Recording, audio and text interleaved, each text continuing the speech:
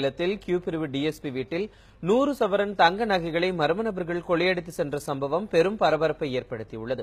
சேலம் சீலநாயக்கன்பட்டியைச் சேர்ந்த Hyatt Dharmapuri Q பிரான்சில் டிஎஸ்பியாக பணியாற்றி வருகிறார். இவர் தனது குடும்பத்தினருடன் நாகூர் சந்தனக்கூடு விழாவில் பங்கேற்றுவிட்டு இன்று காலை வீடு திரும்பியுள்ளார். அப்போது அவரின் வீட்டின் பூட்டு உடைக்கப்பட்டிருப்பதைக் கண்டு அதிர்ச்சியடைந்தார். உள்ளே சென்று பார்த்தபோது பீரோவில் இருந்த 100 சவரன் தங்க நகைகள், லேப்டாப் மற்றும் 10,000 ரூபாய் பணம் கொள்ளை போனது தெரியவந்துள்ளது. இதையடுத்து சம்பவ இடத்திற்கு வந்த போலீசார் வழக்கு பதிவு செய்து கொள்ளையர்களை தேடி வருகின்றனர்.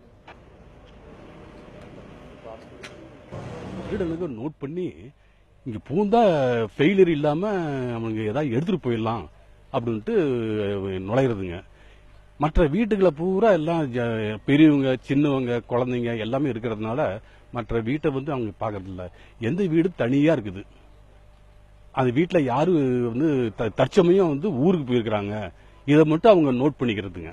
நோட் பண்ணி உள்ள போந்துருதுங்க. இப்ப நம்ம டிஎஸ்பி வீட்டில் கூட உள்ள போந்து ஜுவல்ஸ் எல்லாம் எடுத்துட்டு போயிருக்காங்க. இதை வச்சு நம்ம ஜிஆர் நகரே ரொம்ப பதட்டமாகுதுங்க.